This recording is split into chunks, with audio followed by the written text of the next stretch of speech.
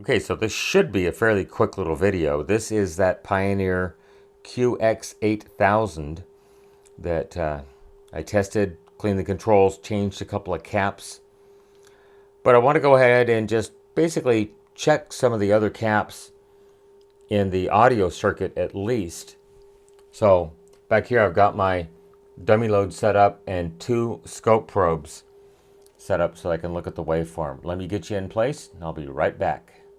Okay, so I've got you set up so you can see the scope right here. This is the frequency going into it. As you can see, it's about 400 hertz. So here's the thing I found useful. You can hear the sound in the background. If you put your signal generator into the square wave mode, you end up with this. And let me turn up the volume just a hair. It is actually passing a square wave signal. Why is that important? Because all the coupling capacitors, if they went open, which they do a lot, you'd lose a lot of bass. So watch what happens when I turn the bass down. That's probably a quarter of the way down. Look at the waveform, how it distorts. There's the bass all the way down. And I'll put the bass back in the center. What about the treble? So if I turn the treble down, look at the leading edge, what happens to it. It just rolls down. And inversely, if I turn the treble up, look at that peak that's generated right there. So treble back in the center. What about the loudness control? What does loudness do? Well, I gotta turn it down just a little bit so you can see what loudness does. Look at that. So I found this fairly useful to just do quick checks to see if you've got bad coupling capacitors. Like I said, moving the treble is the leading edge and the bass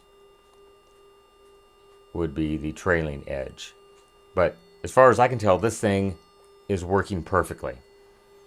Well, I certainly hope you enjoyed the little tidbit that I picked up. I think I figured this out myself years ago working on audio in Southern California. But I found this to be a very useful tool to basically check all the coupling capacitors and probably the speaker coupling capacitors. So if it passes a good square wave into a load, I do have this running into an 8 ohm dummy load right now. If it passes a good square wave at the speaker terminals, I think you're pretty good. All right, everyone, thanks for watching. Have a great day. Bye-bye. All right, well, here is a square wave view of the front amplifier. And if I work the bass up and down, you can definitely see it's working on both channels. And that should be right up in the center right there. Here is the treble. You can see the leading edge rises, and then going down, the leading edge falls. So low pass filter and high pass filter. I do see a little spike on one channel.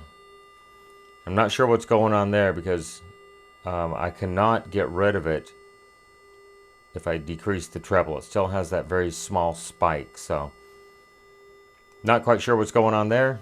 I don't know if I'm going to investigate it.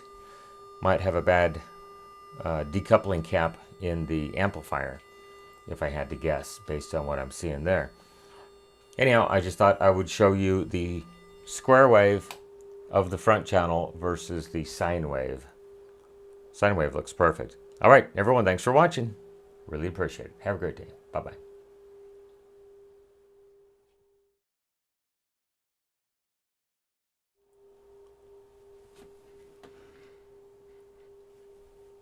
All right, here we go.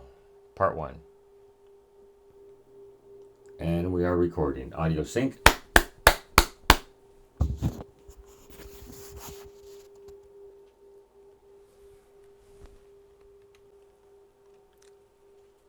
Okay, here we go. Wave capture. Okay, here we go. Wave capture. Audio sync.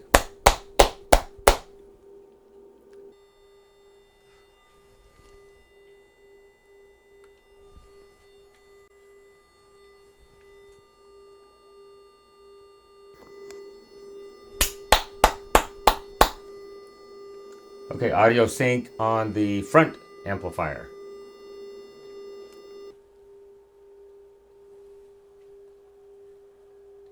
Speaker output capacitors.